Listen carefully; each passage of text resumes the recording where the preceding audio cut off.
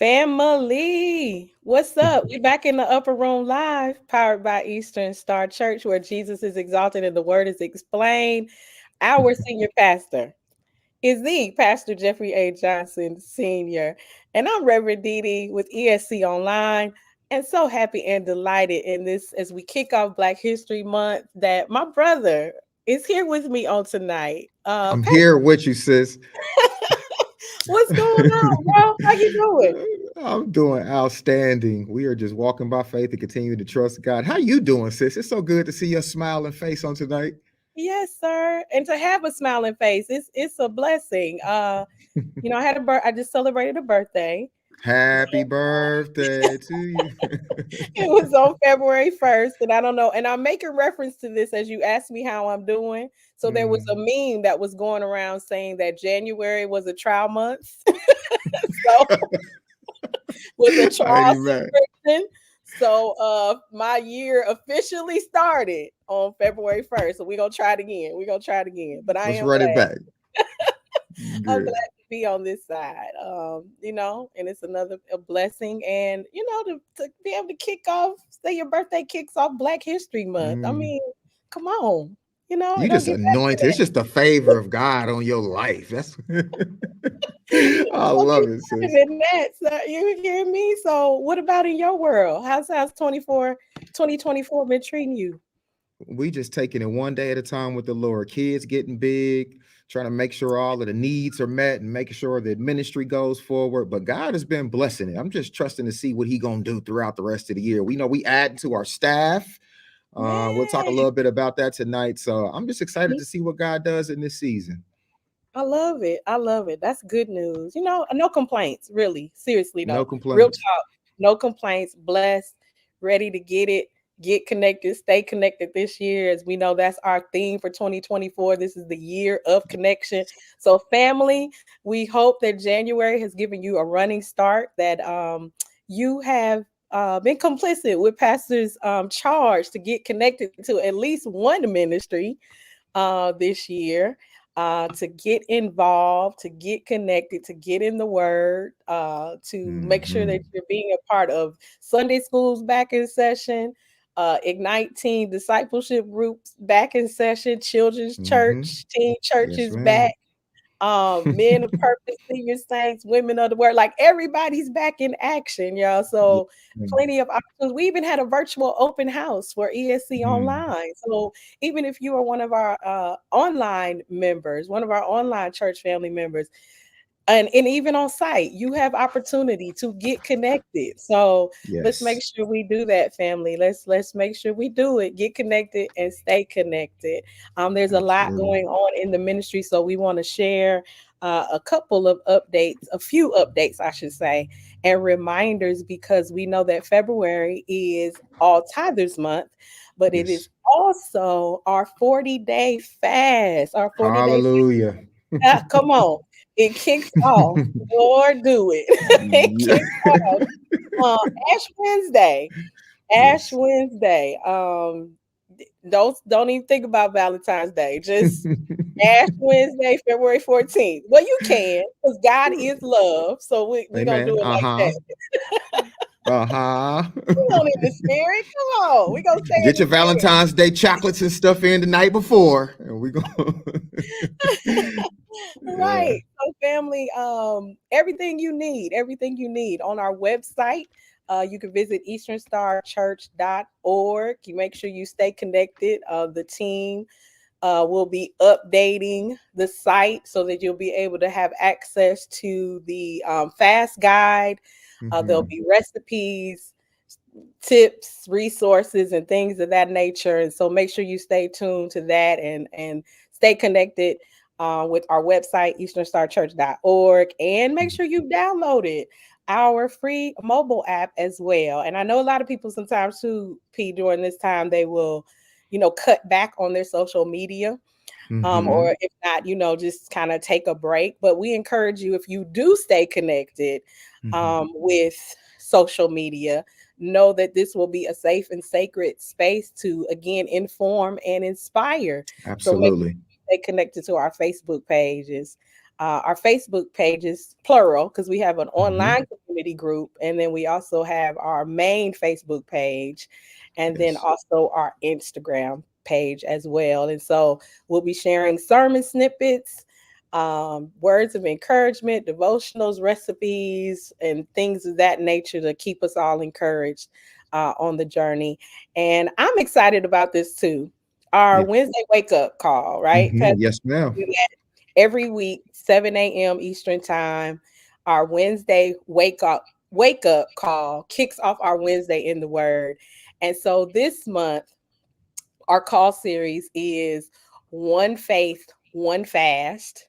And we are Hmm. observing Black History Month Yes. and honoring the Black church faith tradition, in addition to observing Lent as well, our 40-day Mhm. fast. So, Yes. who better to lead us in that than our Eastern Star Church senior saints? And Hmm. so Sister Betty Henry, she kicked us off on this past Wednesday and on yesterday morning. And that word is still with me. All of that Hmm. wisdom and that warmth of her light and her love. And she just really, really blessed us. So family, we Amen. encourage you to set your Yes. alarm and join us for the Wednesday wake up prayer call. Again, this month our senior saints will be leading us.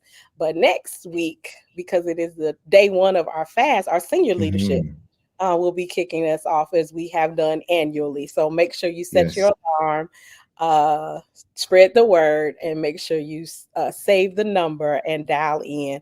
Family, I see you all popping up in the chat and representing on tonight. I saw Cooper Road. I see the Fishers fam. Fisher's representing. I see y'all. Come on, don't let me down. Don't let me down, man. Was Main Maine. campus, where y'all at? Show up, make some noise. Yes, yes, yes. And yes, Sister Darlene, I shouted out the senior saints. You all are holding it down again for the Wednesday wake up. And then we also have our senior saints ministry. And again, all seniors are welcome, age 55 and up. They are back in action as well. Thank you, Lisa. Lisa comes through every time, don't she? Representing. Come Every through, time Lisa. I see she you comes through. representing. Main campus. We love her. We thank God for her. No, to Um, your point though, Reverend Didi, if you've yes, never, sir. because I know there are several individuals who have never jumped on for our Wednesday wake up. I really encourage us to do that, especially to kick off this season of consecration. I think that connection is going to be really powerful. So you yourself, if you have never uh, waken up, set your clock and jumped on there, I would encourage you to do so next week. And others that you may know around the church that may not have gotten connected there. I just really believe us doing that together as a family entering this consecration season is going to pay off, especially given the type of season we in political season. So yeah, I Yeah, just for trusting that sure. God is going to do something special. For sure. Everything to that point. I'm with you on that, Pastor P. So family, we always see that uptick. You know, we started the Wednesday wake up. Actually, we started the Wednesday wake up call last year on the first day of the Mm-hmm. fast. So here we Mm. are a year later, still going and growing. And we have Amen. I call them the call crew. They call in for prayer faithfully, and we have new people joining us as well. So this is a good time if you've never been on the call to get connected, or if you want to be consistent, if you want to get connected and stay connected. This is a great time to join us for the prayer call, and know that even Amen. after the fast, we're still praying. We're still praying Yes. every week without avail. So make sure join us.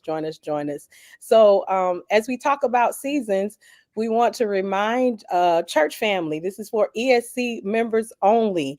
On this Saturday, we have a congregation event, a special congregation event that will take place this Saturday, February 10th at the Cooper Road campus from 3:30 to 5 p.m. And again, that's for ESC members only.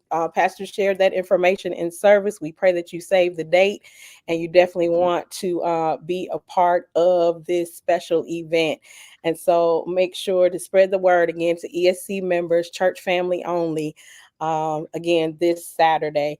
Also, this Saturday in the morning, we will have Women of the Word and Men of Purpose at 9 a.m. at the main campus. That's also taking place this Saturday. So, from the rising of the sun to the going down of the same, we shall be with the Lord on Saturday. And then, y'all, we right back in the house Sunday. Sunday Amen. is baptism and communion Sunday. And then we also have our ministry spotlight for February. So make sure that you stop by the ministry information booths after service at each campus.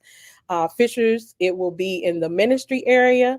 Cooper Road, we will be in the chapel. And then at the main campus, we will be in the Family Life Center. So make sure you stop by and see the ministries that are being highlighted. And shameless plug, ESC Online will be in the spotlight this month. So make sure you all stop by and say hello to our team members and learn about all of the ministries. And you have opportunity to sign up to get information, to be able to reflect, to pray, and again, ask questions. And we can get you connected and get you involved. You can start serving today. All right. So make sure you stop by our ministry spotlight booths on Amen. Sunday. P. So with what's going on with Ignite Teens and our young adults, because I got some notes about crew. Um, Mm-hmm. we get ready to get back at it. Getting And ready then to get back at it. the ESC scholarship window has opened up as well. Tell the people Yes. what's going on. Break it down.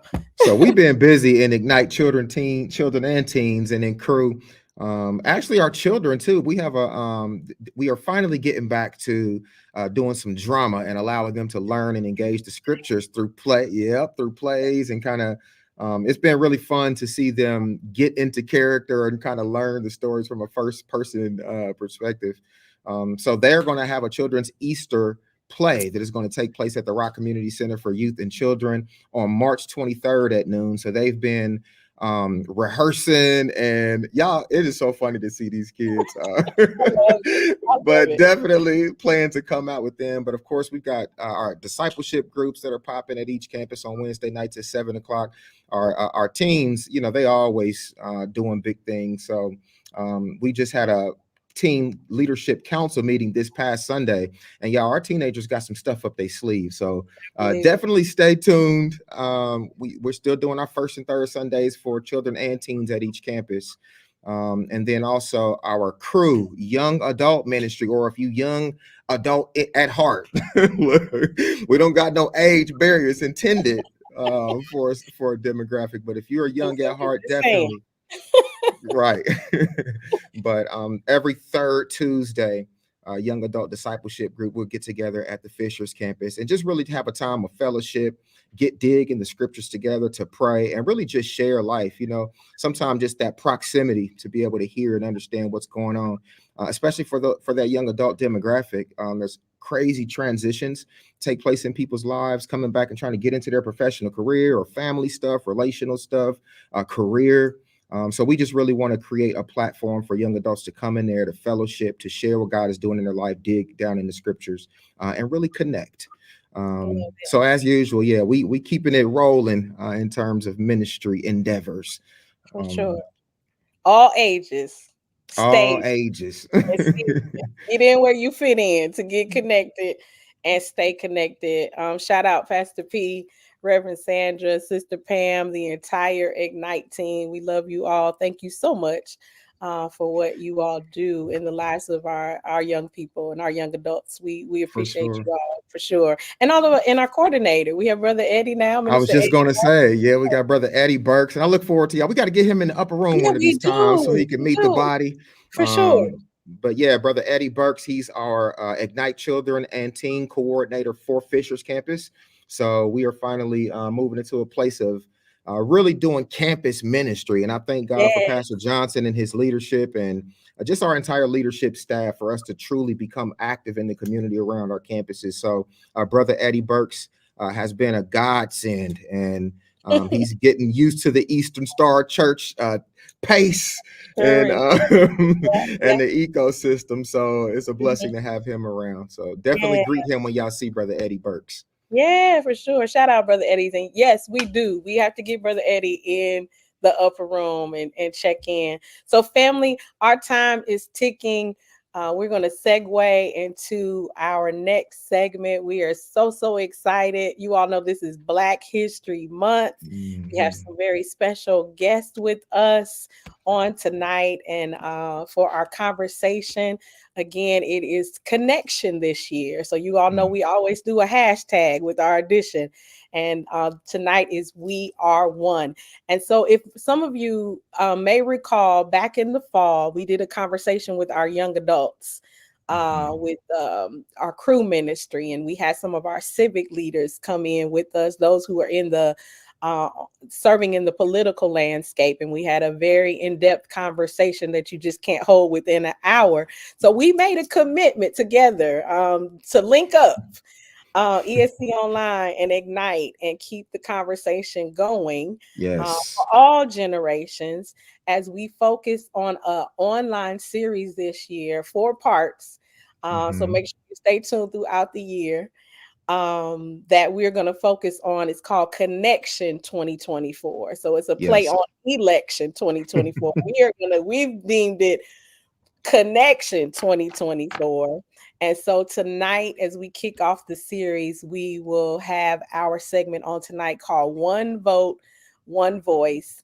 And we're going to look at the intersection of civic engagement, social responsibility Mhm. as a faith community, through the lens of Black history and Black culture and Black church. And so we thank God on tonight. We believe it is divine connection. In fact, we know it is that Amen. we have with us on tonight. First, I'm going to bring our sister to the stage. No stranger. She is a part of our family, Reverend Nicole Barnes. She is well, I'm gonna let her say her role and her responsibility, who she's representing on tonight. So, good evening, sis. How are you? I am good. It's so good to be with y'all. What's up? What's up? Welcome back to the upper room, sis. Listen, yes, welcome back to the upper room, the city. I've been on the plane and I'm glad that I made it. Yes. Likewise, we glad too. Oh, yes. Thank God for safe travels, and Yes. that you would take the time to be with your church family on tonight. And we just thank God for you and your commitment to your call. This is your call. This is your passion, your Mhm. space. And as who is it? Donald Lawrence says, you wear it well. You wear it well. Amen. So Amen. we're glad to have you with us on tonight. And so, also, without further ado, we want to bring another special guest with us on tonight, all the way over in Louisville, Kentucky, via Facebook and YouTube with us on tonight. We are so honored, so delighted on tonight to have with us none other than Dr. Kevin Cosby of the St. Stephen Church of Louisville, Kentucky, Jeffersonville, Indiana, as well. One church in Right, two states. right. Yeah. Also the president of Simmons College of Kentucky, Yes. HBCU. Yeah. Yes, yes. Thank you for Represent. welcoming me to your space, to your conversation. It's just an honor to see you and to be with you. And I'm excited about I'm excited about Eastern Star and your phenomenal, peerless pastor, my friend Dr. Mhm. Johnson. So thank you so much for inviting me. Yes, Yes, sir. sir. We're Welcome. honored. We're honored.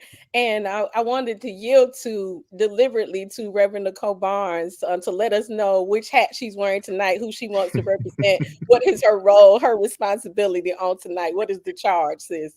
Yes, yes, ma'am. Yes. So I am a senior program director of voting for the Faith in Action Fund, which is the political arm of Faith in Action.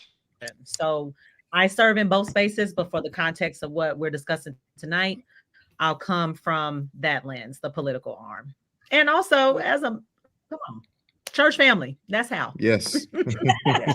That's it, woman of God. You said, Yeah. so that hat don't come off. That hat stay on. That hat's permanent. At Yes, all times, at all times. yes. We love you. You're such a blessing to us. And family, Mhm. let's get into it. It's Black History Month.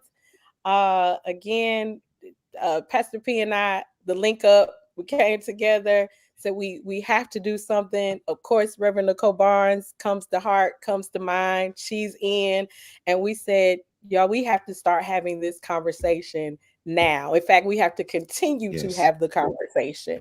And we wanted absolutely. to do that not just within our silo of Eastern Star Church or Indianapolis, Indiana, but the fact that this is a global society. This is global impact. This is happening in our communities everywhere. And again, delighted to have Dr. Cosby because he serves in this space and from so many different perspectives and with such a wealth of knowledge and passion for the social justice space and where that intersects with faith. And so we want to speak to that on tonight. Family, we want to thank you again for being with us. We are in the Upper Room Live, powered by Eastern Star Church, where our senior pastor is Pastor Jeffrey A. Johnson Sr. And family, you know what to do. We need you to like, love, and share this live. Let everybody know that the light is on in the upper room. And we're going to have an in-depth discussion on tonight. Connection 2024, one vote, one voice. So let's start even with that to frame our conversation on tonight. What comes to mind as we lift up terminology such as social responsibility, civic engagement, even civil disobedience, and Black history, Black church, and we say one vote, one voice? How does that resonate with you all? Just right off the top, coming out the gate, we'll start with Reverend Nicole Barnes. When I think about social responsibility, I think about how synonymous that is with Black church, because Black church is communal. When we look at, just like you said, this is an extension of parking lot conversations. When we think about, I remember going to church with my grandparents and how the community took hold of us and took care of us. We was in church all day, but we ate, we slept, we learned, we sang, we danced. Like, it was a community, and we rallied behind one another. We supported one another. We encouraged one another. So when I think about social responsibility, I think of beyond the pulpit. I think of moving outside of Sunday Bible study. But what is it that, when I step out of those spaces, what as a believer is my responsibility to my neighbor? And we hear that in the Bible time and time again, about caring for our neighbor, about love, about considering others before ourselves.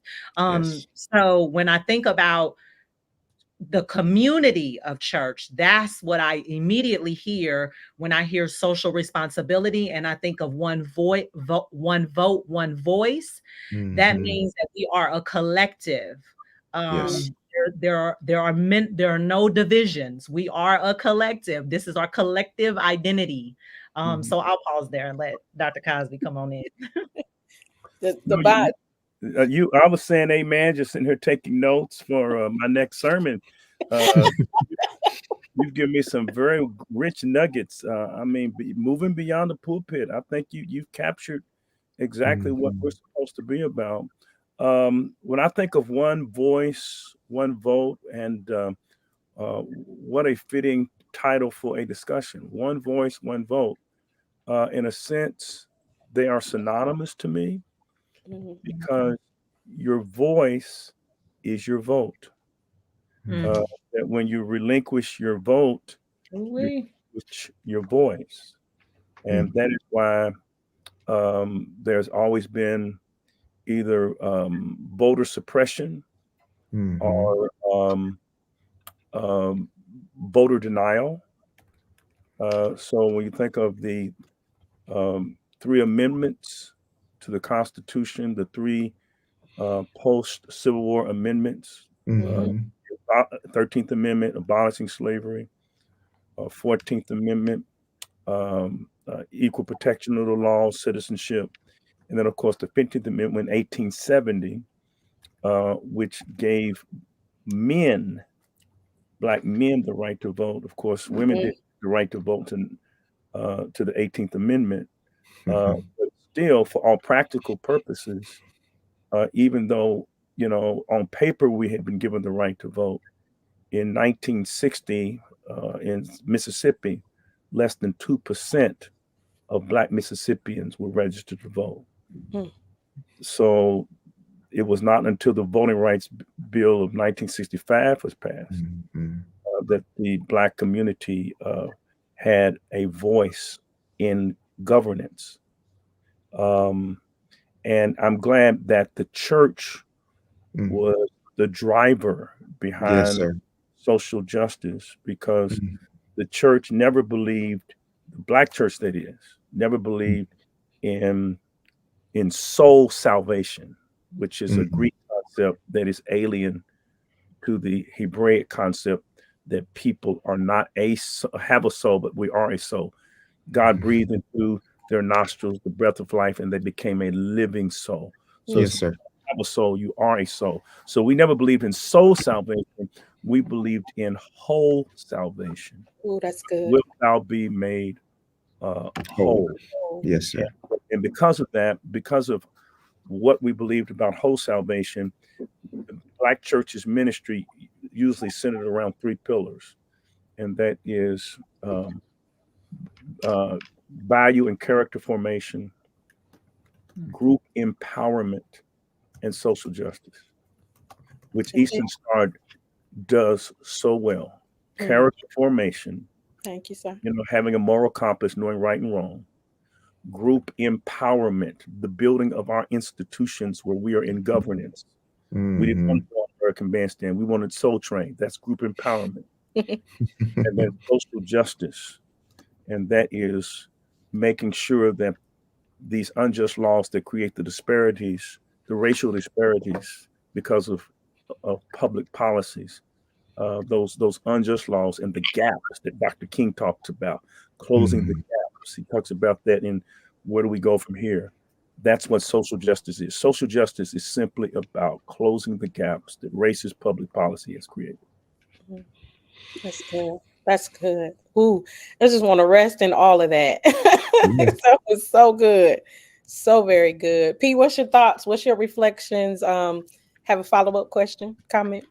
Yeah, I would love to hear both Reverend Nicole and Pastor Cosby talk kind of about this idea of civic engagement. I know it's a term that kind of gets thrown around, usually pretty accurately, but hearing everything that y'all are talking about in terms of community, and especially when it comes to young people, I'm always quite, I guess, concerned, for lack of better words, with some of our 16, 17, 18-year-olds that approach the topic of politics and social justice and Blackness and what that means to this American fight, and helping them use this term formation. How are they being developed and seeing these ideas from a historical lens and what that means about today? Understanding that for Reverend Nicole, you were talking about the Black community and the Black church, and coming up where community had to do with proximity, right? It was a lot easier to train and to build up and to let the young people be in a church environment. So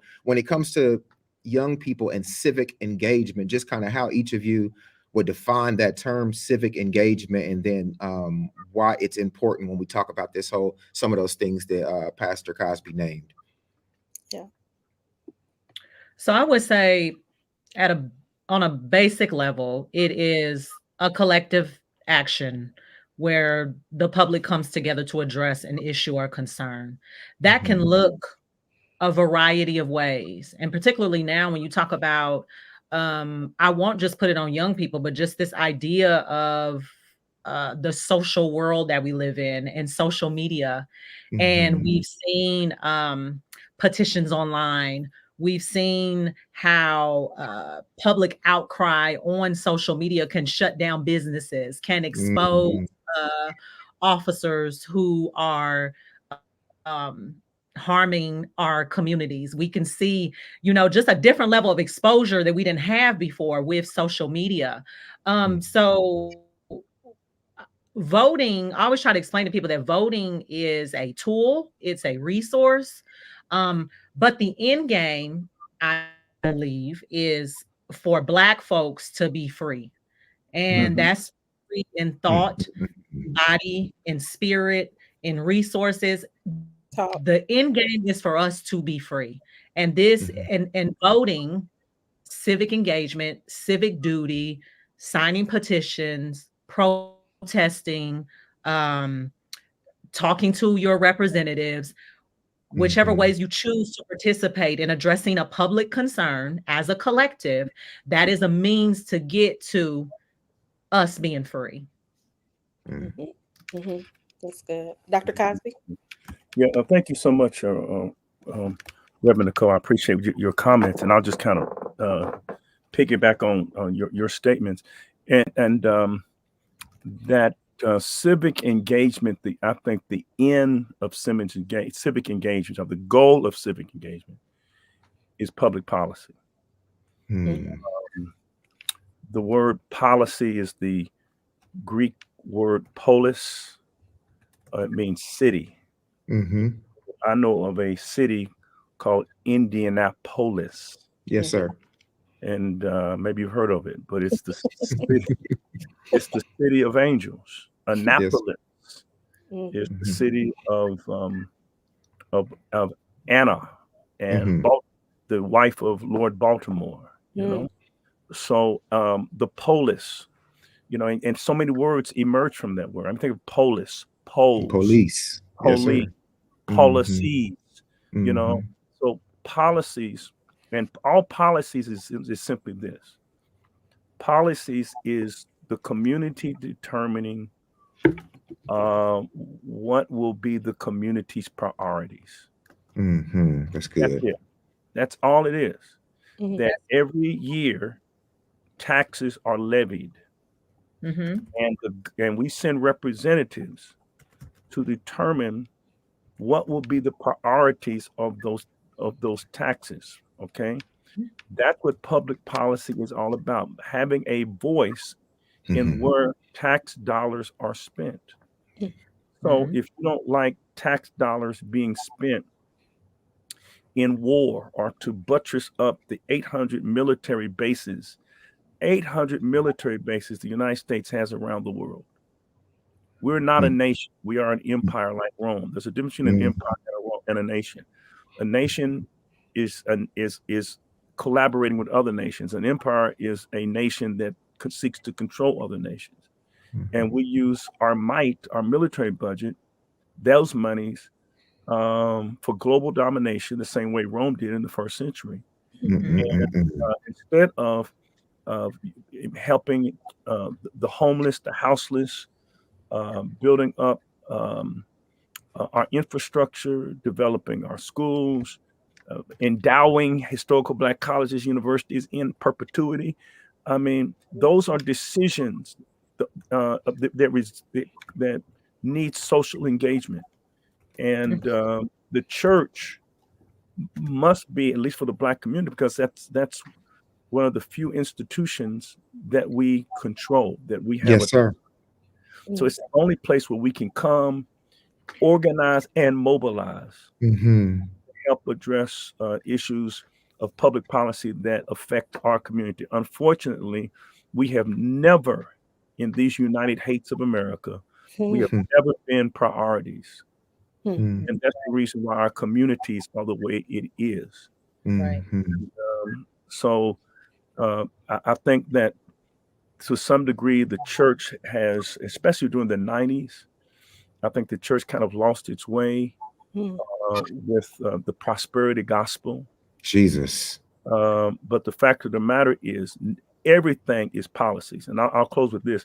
And there are basically, if you think about it, just three basic policies. There's private policy, personal policy, and public policy. Every one of us Mhm. has a private policy. Private policy is how you think, and Mm-hmm. nobody knows how you think but you. That's private. Personal policy is how you behave. That is observable. Public policy, uh, Harold Laswell of Yale University. This is his classic definition of public policy. Harold Laswell. He said public policy is the public deciding who gets what. Yeah. Mhm. It is. And Yes. unfortunately, we have always been deprived. We've never gotten anything. That's the reason why our communities, and that's why people are doing desperate things. People, we think that private policy drives public policy. It's really Mhm. public policy drives private policy. When you are Yes. desperate, And when you live in no opportunity to low opportunity communities, that puts you in a position in which you do desperate things. Mm-hmm. So it's all driven. So that social engagement is not the Christian's sideline, and that's important to me. It's not our sideline. Like evangelicals will say that we ought to be in the soul saving business. No, it's not our sideline. It is our main line. You can't say the Lord's Prayer and say, you know what, give us this day. That's Right. good. Our, the plural, our daily bread. Deliver us from evil. Mm-hmm. So, and the reason people need to be delivered from evil is because they don't have daily bread. Mm. Yes. Oui. If you give me daily bread, don't pray, deliver me from evil of selling drugs and engaging in untoward criminal activities. Don't pray, deliver me from evil, without first praying, give us, not me, not one community bread. Give us. Connection. That sounds like connection to me. Yeah. It's us. Mm-hmm. Yes. So, so to me, so like I said, the public engagement is simply being engaged in the framing of public policy, just public policies that does not hoard and concentrate wealth and resources with the top 0.5%. So with that, Dr. Cosby, Reverend Nicole, Reverend Barnes, help us connect the dots, because it's one thing in theory, in principle, information on how we frame it, of course, but when my reality is contrary to that, that leads me to believe that my vote doesn't matter. So therefore, I don't have a voice. Nobody sees me, first of all, to even hear me, let alone hear me. So with that, help us connect the dots when, again, it's Black History Month. So we're going to shout out our Divine Nine fraternities and sororities who have also been a part of that front line, young people, older, and those that have collectively had initiatives, right, to get people to register to vote, who have served in the social justice spaces. And so I bring them up when I think of a Dr. Martin Luther King Jr., who's a member of Alpha Phi Alpha Fraternity Incorporated. And their initiative is a voteless people is a hopeless people. So those who choose not to and don't understand what is at stake and cannot connect those dots to the private policy, the personal policy, the public policy, and understanding, knowing that your vote does lend you hope. How do we help people make those connections? And we'll come back to King in just a moment. But how do we help people understand what is at stake and that your vote really does matter because your voice matters? I think, at this point, it is literally a matter of life and death. We are voting. I've heard this in a variety of ways, but it's true. We are voting for our lives. Literally, we're voting for our lives. And when we go back to this social responsibility piece, I believe that in my responsibility to those around me, it's as important for me to talk about what is happening in the political realm, what is happening locally, state level, national level, what's happening in the community. It's as important to discuss that as it is Club Shay Shay or Cat Williams, or like all the things that we talk about and that we debrief, or we talk about the crazy people at work, or we talk about, whatever it is. It's just as important for us to have these types of conversations, Right. because I think that that's where the transformation happens. My goal is never to shame people into voting.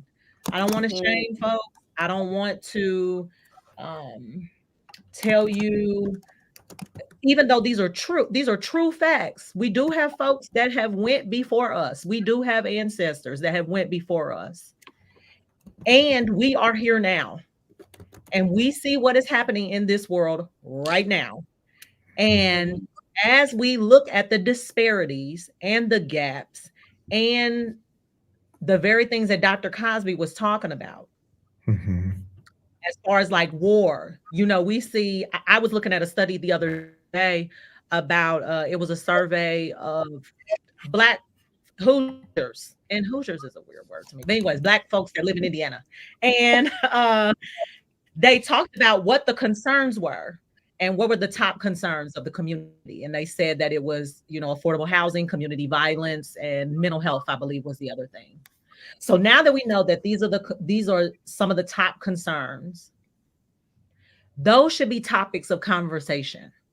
And in that conversation, the same way we research the latest movie, the latest shoe, a recipe, how to install the next wig, whatever it is that we're looking up, we should also be able to Google and figure out, okay, what representatives are putting forth. We're currently in a legislative session.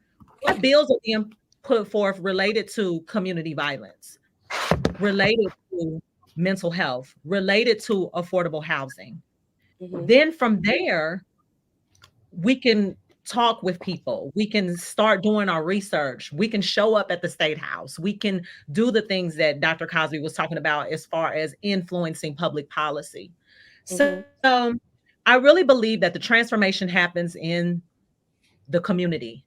And it is, when we talk about social responsibility, it is my responsibility as not just a person, but also as a believer, to include this in my conversation as much as I include everything else in my conversation. So I believe that that's where the transformation happens. And I'll pause there, but I do have something else to say about messaging. But go ahead, Dr. Cosby. Well, thank you so much.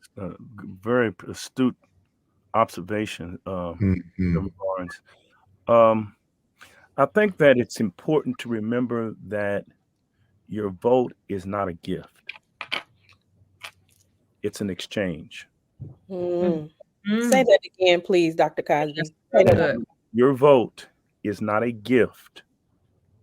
No one is entitled to your vote. Yeah. Vote is not a gift. It is an exchange. Yes, sir. It is something for something. Yeah. So before you give your vote to any party, the question you should be asking yourself is, what will I get in exchange for my vote? And that is why that voting takes place beyond primaries and general elections. It takes place, voter education. Yes.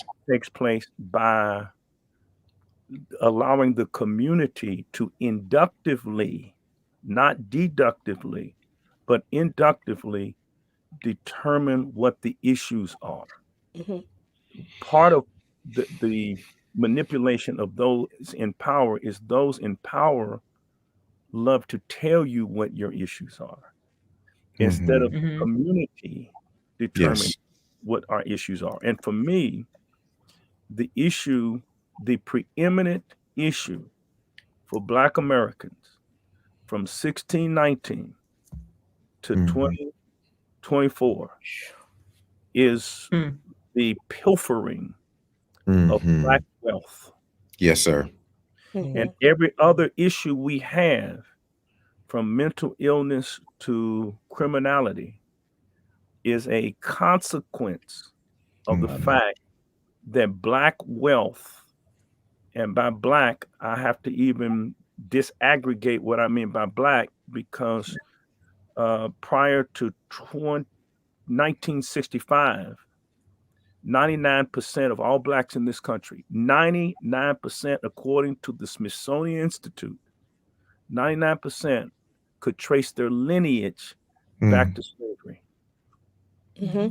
Okay, because of the 1965 Immigration Act, we only talk about the Voting Rights Act of 65, but because of the Immigration Act of 65, for the very first time, people of color started coming into this country. And while they may have my same color, they do not have my same lineage. Okay. Yeah. So we built the country. We're the descendants of slaves. Our free labor made America what America is today. And we are owed a debt. And for me, the preeminent question in the Black community is, what is the United States going to do to repair the descendants of enslaved people for 246 years, free labor, plus 100 plus years of semi-slavery? So you had chattel slavery, you were chattel slaves for 246 years, and then you were wage slaves for another 100 plus years. And we are dealing today with the consequences of that gap. And I want to know from my elected officials, what are you going to do in order to acknowledge the ARC, acknowledge, repair, so we can have some closure to our suffering. Man. So I want to go to our comments. You all see the comments on the screen. Someone said hashtag reparations. Yeah, and then said hallelujah, amen. So you made me think of Dr. Cosby, the radical king, who said a check. I need a check. Talk about a check. See, that's the king they don't want us to hear and to know about, right? Thank you all for lifting those up. P, I want you to jump in. Man, it's so much. It's so much right now. I know, Reverend Nicole, you had something else. I want to, when we're talking about this gap, did you say P? We're talking about this gap. It seems like when we talk about social responsibility, that there are so many that are socially irresponsible, who I guess do not recognize the power of that exchange and don't necessarily understand how it can help transform communities. When I'm talking to young people, oftentimes to them, it seems like this is a demographic of the Black community that is lost. And I'm talking about lost. Ain't no getting them back. Cut them off, leave them to the side. We have hard conversations when they talk about some of that group of our community, that population of our community. What would y'all speak to those young people who are kind of almost discouraged by a large population of their community, who basically by their inaction are saying, I don't care enough about the plight of the Black community. This is about what I want to do. And part of what I want to do is destroy our own communities.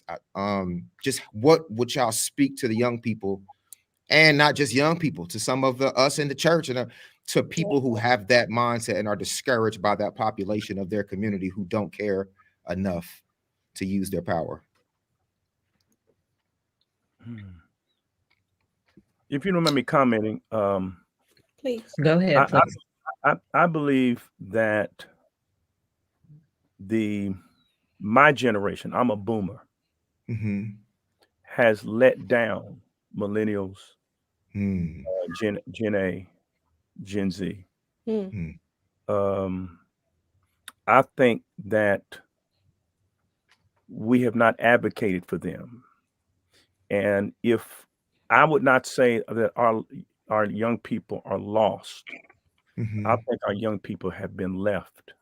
Dr. Cosby, please say that again. They're not lost, they're left. And we have left them. We've left them in decaying communities. Michael Eric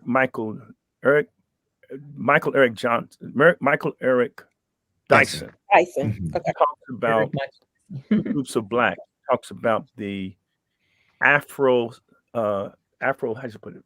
The ghettoocracy and the Afroocracy. So the the Afritocracy, that's it, the Afritocracy and the Ghettoocracy. Afritocracy is the Boule blacks. Which first started with the Jeffersons, who left JJ and moved on up to the east side.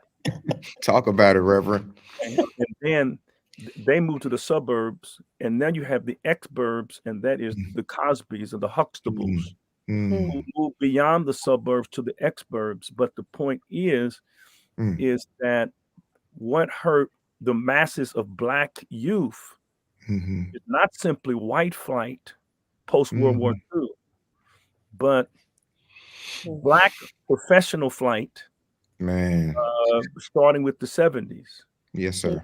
We went from segregation to desegregation to integration to alienation to disintegration. And the disintegration of our young people is because they don't have advocates. It's not that they don't have aspirations, they don't have avenues. That's good. They don't have, they've been left with no jobs, no advocates, no aspirational role models. They're being blamed for social arrangements that are impossible to overcome. I mean, yes, the same thing that you have in urban communities, poor, opportunity-less urban communities. It's the same thing that the Jews had in Poland during World War II in 1943, when they were ghettoed off. You had crime, you had predatory behavior, because social circumstances create that. If you're talking about the radical king, Dr. King preached a sermon on the prodigal son. You can Google it, called the one-sided approach of the Good Samaritan. He basically said it's not enough just to help a man who's been beat up on the road. You got to fix the road. The reason why there are robbers on the road is because there's no jobs on the road. Okay, so you got to have some social policies that fix the road. And so I don't blame it. All you got now is gig jobs. You can't make it on. AI is going to displace workers. And to say, well, these young people don't want to work. They are working. Their job is to steal. Their job is to survive, because it's the only jobs we created. Whereas if you could take this expansive military industrial complex and redirect some of those monies towards infrastructure and creating jobs, which, by the way, is what they did in the 30s during the Great Depression, that created jobs, then you would see. But it will take the Blacks who have access to power, as Dr. King did. Dr. King started his ministry December the 1st, 1955, with poor people in Montgomery, ended it April the 4th with sanitation workers. Although he had a PhD from Boston University, he was grounded with poor people. Yes. Indeed. And he was an advocate. And that's what Christ, he's the advocate of the poor. That's what, and there's no group poorer than Black people. We're 13.5% of the nation. We control 2.6% of the wealth, and we're 13.2% of the population. That's a disparity. White folks, 60% of the population control 90% of the wealth. And in a few years, Black people will have zero wealth. It is projected Black people will have zero wealth. Now we are being displaced in the sense, because we used to be, for 400 years, the second largest group in America. We are third behind Latinos. Asians may surpass us as fourth. My question is, if you didn't get anything as number 2, what are you going to get when you become number 2? Right. Talk about what's at stake. My goodness. So, wow. Take that in, y'all. Just sit in it for a minute. Mhm. So how then do we, as we come into the stretch, our time is ticking. It always flies. Yeah, but, um, how do we then educate, empower, mobilize? How do we reach back, go back, get those we've left behind? How do we do that? What yeah. is it? It just sounds easier said than done. And Mhm. as we come into the stretch, I want to Mhm. reference back again to Radical King. I Mhm. think this article, and as we spoke a little bit about it, maybe helps us to get there of how we literally have to go back to go forward. He speaks about a usable past, the Radical King. It's an article by Robert Greene II that was actually posted on April 4th, 2022, online space called Black Perspectives. And Mhm. he lifts up about many of the things you just mentioned, Dr. Cosby, about King becoming a moral and social leader in American society, that being fully cemented by 1965. In 64, he had won the Nobel Peace Prize. And that year also was the passage of the Civil Rights Act. And then by the spring of 65, King helped give voice to the fight for voting rights proceeding in Selma, Alabama. And then he, in that speech on March 25th, 1965, he reminded the audience of history's importance to King in the movement. And then he talks about the strange career of Jim Crow by C. Van Woodward's, that became known as the Bible of the Civil Rights Movement. And Mhm. so, in that, King crafted this analysis of a usable past for both Black and white Americans. And he said it was the one that showed how the segregation of the races was really a political Mhm. stratagem employed by Mhm. the emerging bourbon interests in the South to keep the Southern masses divided and Southern labor the cheapest in the land. It was, in Mhm. other words, a system that could Mhm. be altered by political will. And King argued, he said, and so man has the unique and tragic power of justifying the rightness of Mhm. the wrong. He further says the great tragedy of physical slavery was that it led to the paralysis of mental slavery. It Mhm. led to a sort of racial peace that was, in King's estimation, an uneasy peace in which the Negro was forced patiently to accept injustice and oppression Mhm. and exploitation. And then Mhm. called Black Americans to, through the history of World War II, Black participation in it, a dramatically changing Black American landscape, that was expected from the government. And King called it the new self-respect for Black Americans. That's a lot to Mhm. take in, but what are Mhm. what are thoughts, what are reflections with that when we talk about a usable past, and how do we use our history to move us into our destiny? Mhm. Dr. Cosby, I'll start with you. Well, um, history is important, um, and you have to separate history from mythology. Mm, Um, so history is important, and the reason you study history is for three reasons. If you know history, you can't. It's not going to get you coffee at Starbucks, but it is important for three reasons. Number one, you learn the lessons of history. History teaches you lessons.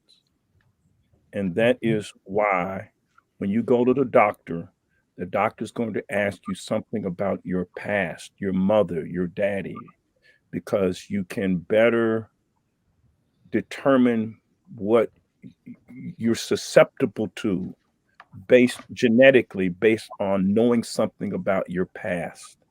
So you learn the lessons of history. And for black people, the number one lesson of history is this is that white supremacy is baked into the cake. White folk dominate. They want you to be in a position of subordination, black people to be in a position. They're going to be blacks in subordination, whites in domination. And that's why critical race theorists, the father of it, Derek Bell, said this thing is permanent because it's baked into the cake. So you study history to learn its lessons. 2, you study history to be inspired by its accomplishments. So I can't, whenever I get discouraged, I get inspired reading King. I get inspired knowing what Ida B. Wells said. I get inspired knowing what Frederick Douglass said. I get inspired over the fact that Harriet Tubman went back to the South and to Maryland 16 times and brought back 70 enslaved people. So you learn it to learn its lessons, to be inspired by its accomplishments, and then to repair its excesses.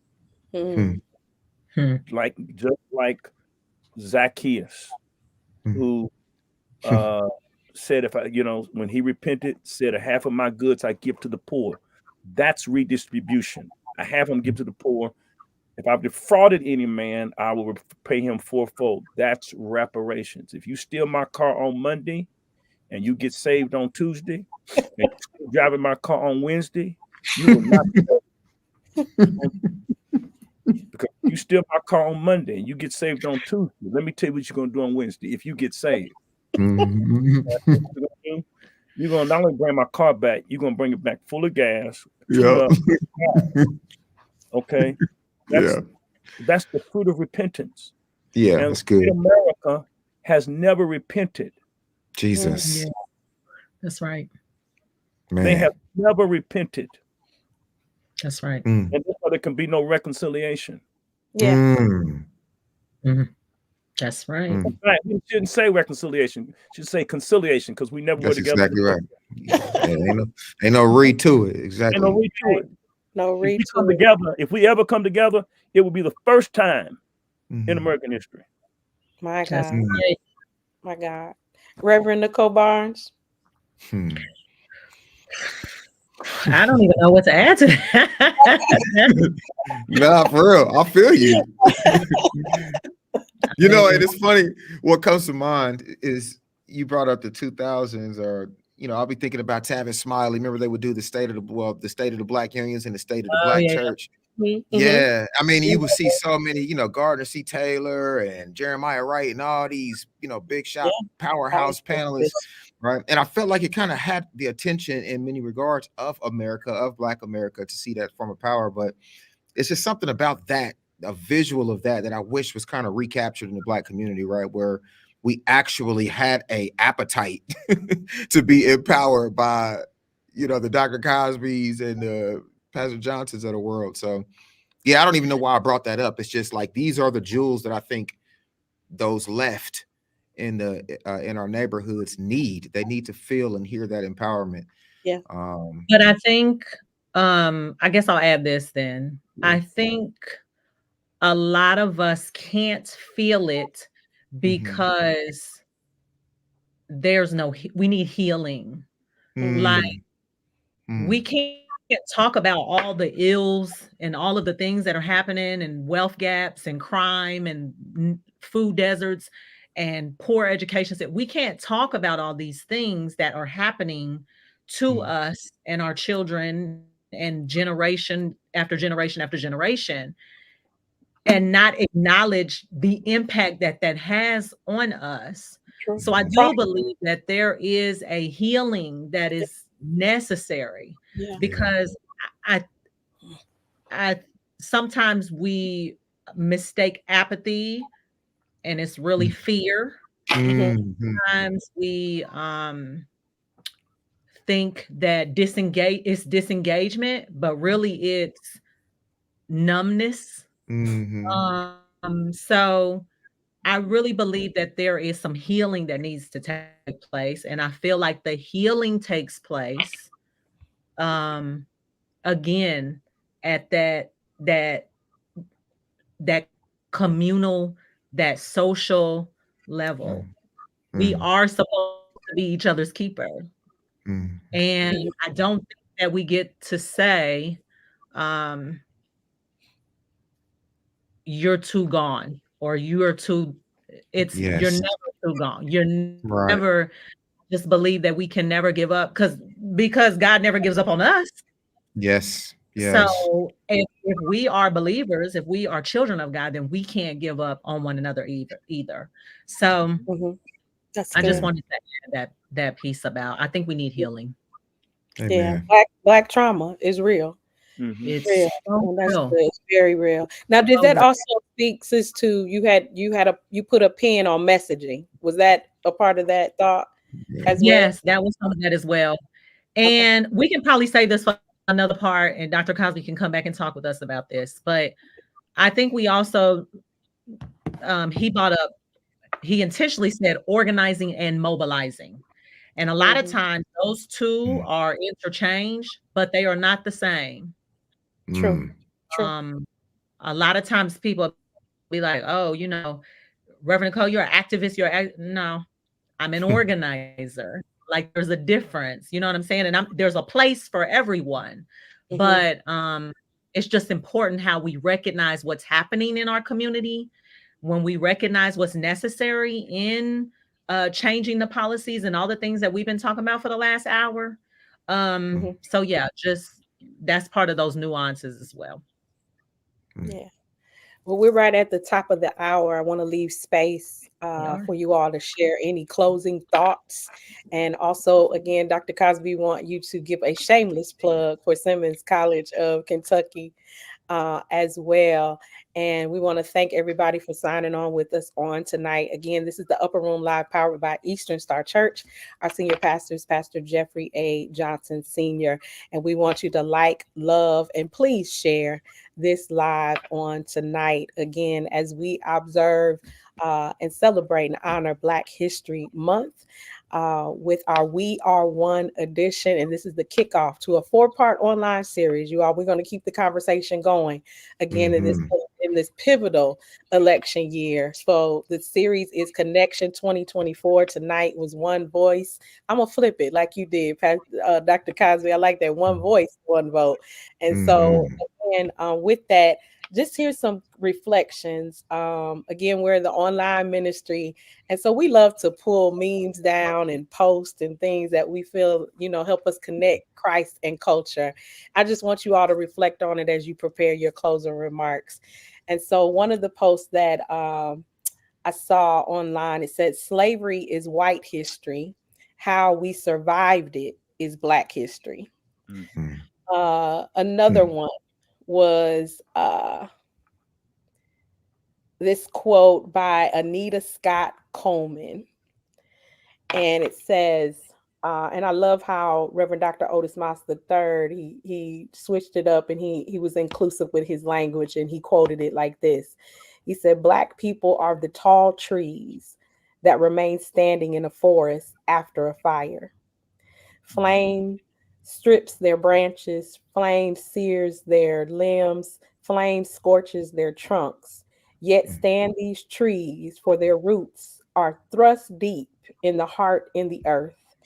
Black people are the tall trees that remain standing in a forest after a fire. And then we will close with one more quote. This is Dr. King. And in part, he said, we're sleeping through a revolution.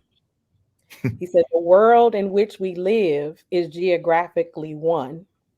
The challenge we face today is in terms of making it one in brotherhood. So with those reflections on our heart, in our hearts, on our minds, and in our spirits, what would be your closing remarks on tonight? And we'll start with Reverend Nicole. I wanted to devote Dr. Cosby first. I'm still marinating on those. It's marinated. Yes. It's marinated because I was gonna let him take us home. But if he can take us home, he can take us all the way home. Take us home, Dr. Cosby. Right. Take us home.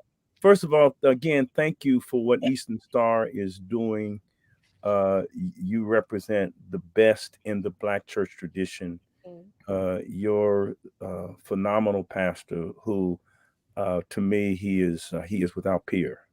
No one can see. He literally does a forensic autopsy on a text and drop truth in your lap that I've never seen any minister in my life do. So I just can't put into words how much I admire him and his burden to truly be a kingdom-centered church. Yes, sir.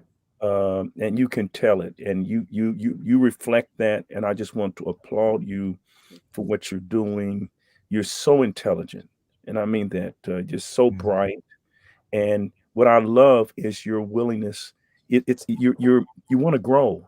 I can tell that you have an itch to know, to be informed, and you'll never get old when you have that type of mentality. So blessings upon all you and your great work and what you're doing, Reverend Barnes, with the Faith in Action Fund and Pastor P and Reverend DD. All you're doing, just keep on keeping on.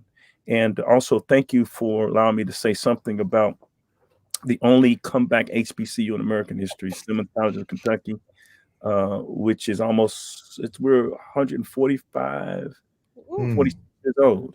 Wow. A progressive institution born in the radical Black church tradition. William J. Simmons, who was our second president, and really what put us on the map back in the 19th century, runaway slave, was the founder of the National Baptist Convention. So all Baptists trace their origin to him. He was a womanist champion of women. That was weird in the 19th century. Straight up, yeah. Prathia Hall Wynn. I don't know if you ever heard of Prathia Hall Wynn. Yes, sir. He came to Louisville just to read about William J. Simmons. Yeah.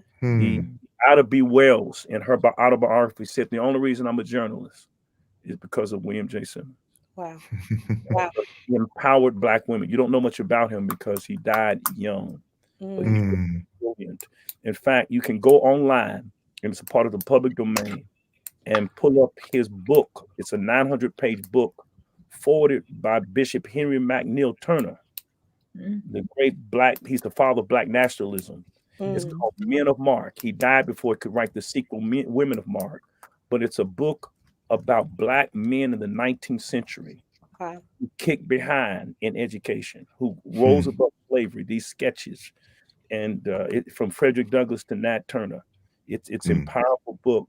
But Simmons is doing quite well. Our enrollment is growing. Money is growing. The campus is growing. It's just amazing what's happening at the school. Multiple degrees. One of our signature programs is we're the only HBCU with a master's degree in medical science, which is like the equivalent of a medical school, first year medical school. And we also have what's called Second Chance Pell Grant. And we're one of the only schools in the country that has that, which means incarcerated people get a Pell Grant at Simmons to go to college. Right. So we have 200 incarcerated brothers and sisters who are in school at Simmons College of Kentucky, and they're able to go through a Pell Grant. And we're the only college in the state, one of the few in the country that was able to secure those resources for incarcerated people. We're just 100 miles away from Indianapolis. And I love Martin University, and we partner with Martin, and it's a very fine president. But if you know some kids who will say, you know what, I want to go to an HBCU. Louisville is just 100 miles away. Yeah. I want to be nurtured in my radical faith tradition, solid education. Then please come and visit Simmons College of Kentucky. Thank you so much. Thank you. Thank you, Pastor. Our Team ESC Online, if we could drop the or any of our chat ambassadors, we can drop the link, please, to Simmons College of Kentucky in the chat, in the comments on tonight. Please like, love, and share. Make sure you visit the website. I'm sure you're on social media as well Yeah, too, Dr. right. Cosby. Okay, so make sure you all look up Yeah, I'm Simmons. on X. I am on X, formerly Twitter, at Dr. Cosby, at Dr. KW Cosby. All right, all right. Reverend Nicole, please share a little bit. Take a moment to share with us about Faith in Action Fund, and if there's just any insight you want to offer about the organization, how to get involved, how to support, how it serves as a resource. Sure. Yeah, it's a national network. It's the largest faith-based, volunteer-led network that works across the country, and we also do some international work around the very things we've been talking about today. So we do policy work, we do immigration work, we do criminal justice reform work, we do voter and political education, we do leadership development.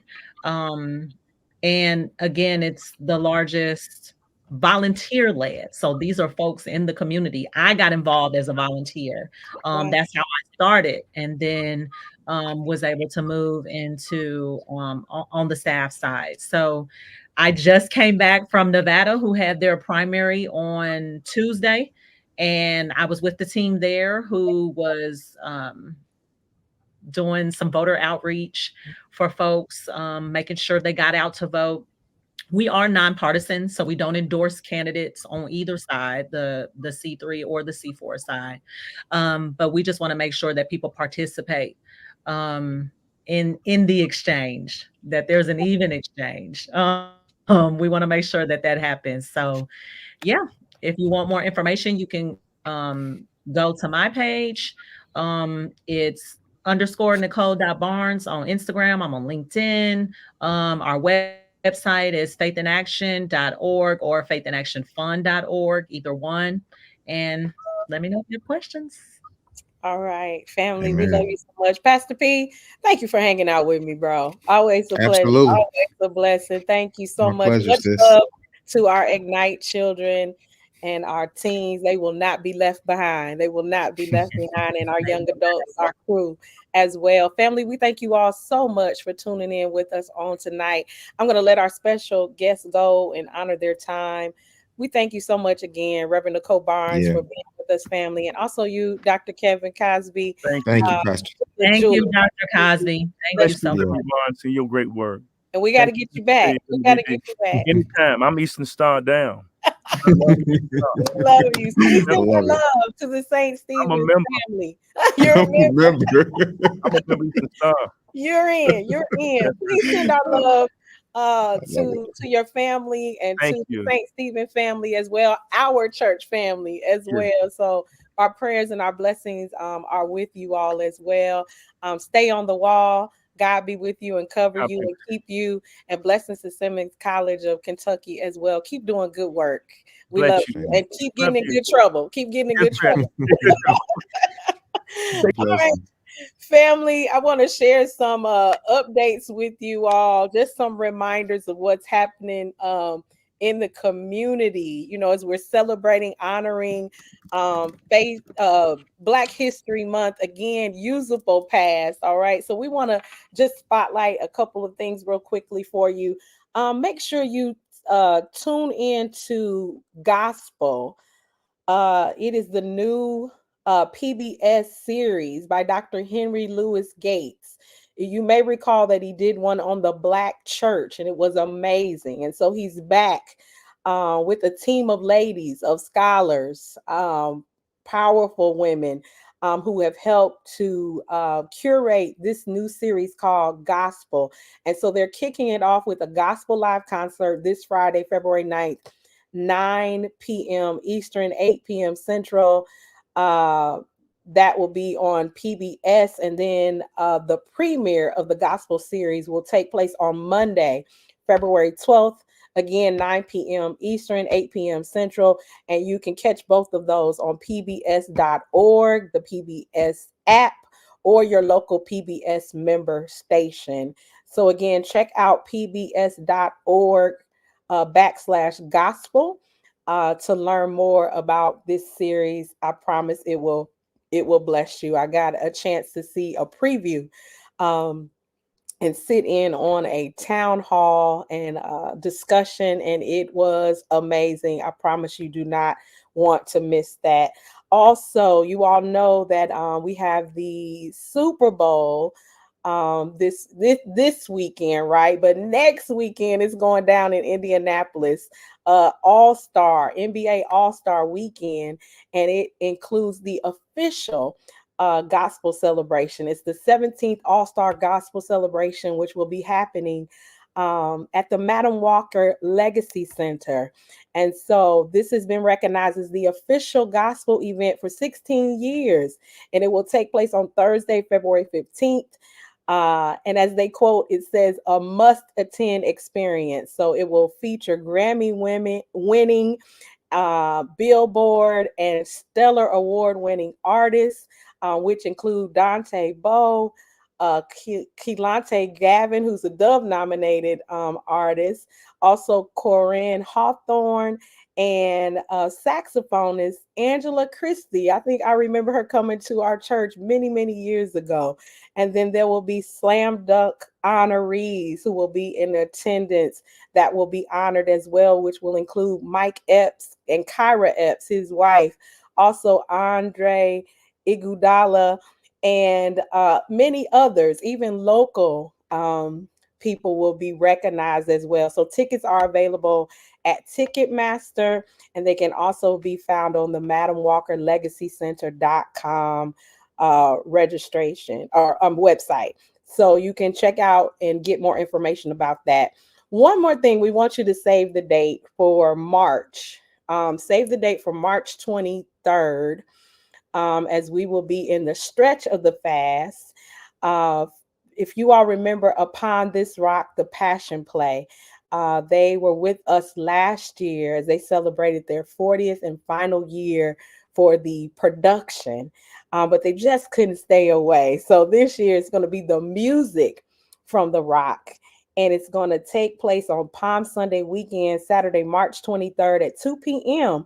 at our Cooper Road location. So we will be a community partner with UTR as they come back this year with music from the rock that will take place at Eastern Star Church, 5805 Cooper Road, our Cooper Road campus. And so those tickets are available online at utrpro.com. They said they're moving fast. So make sure you log on to get that information about general and VIP seating. And we're excited, Pastor Hill and Miss Sharon, for you all to be back this year with music, dance, and choreography for music from the rock with the classic timeless Upon This Rock production. Family, we pray you've been blessed and encouraged on tonight. We want you to serve as our virtual street team, and we want you to like, love, and share this live if you have been informed and inspired on tonight. If you think that we did justice on tonight to connect Christ and culture, will you please, please, please hit that share button, hit the share button, and let somebody know that we were in the upper room live on tonight for our We Are One edition, the kickoff. Again, this was the kickoff, so you all stay connected for the rest of our series, our Connection 2024 series, to learn more as we are on the road to the election of 2024, which is a pivotal presidential election year. And we promise you we're going to have more guests with us as we journey through this 4-part series between now and November with the outcome of the election as well. And then we want you to save the date for Thursday, February 22nd, 7 p.m. for our Black to the Bible edition, where we're going to have more special guests. I normally give y'all the exclusive, but I'm going to keep it quiet on this one. Just trust me and make sure you are back in the upper room live on February 22nd. Family, we love you so, so much. Please remember, Eastern Star Church family, members only, be in the house at Cooper Road. this Saturday for the congregation event, special congregation event with Pastor Johnson, Lady Sharon, 3:30 p.m. at our Cooper Road campus. Make sure you stay connected. Visit easternstarchurch.org to visit our ministry calendar, to be reminded of everything going on in the ministry. And make sure you follow the Star on Facebook and Instagram as well. And share your reflections and let us know your thoughts about tonight's edition. We love you, family, and we pray to see you on Saturday and Sunday of this weekend. Have a safe and wonderful, blessed weekend. We love you. Till next time. We'll leave the light on for you in the Upper Room Live. God bless you. We love you.